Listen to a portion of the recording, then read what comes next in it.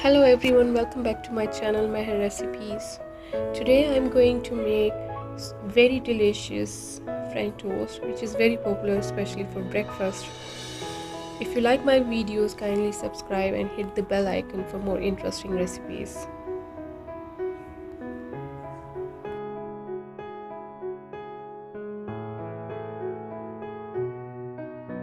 Let's make it.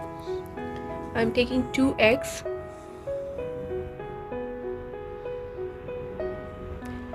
2 teaspoons of vanilla essence, 3 teaspoons of sugar. You can add more sugar if you want. 4 tablespoons of milk and mix well.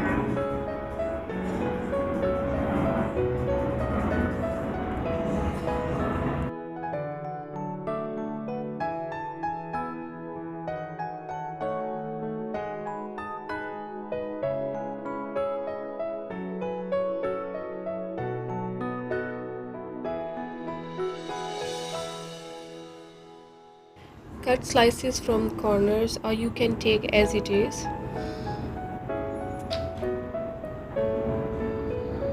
Cut equally.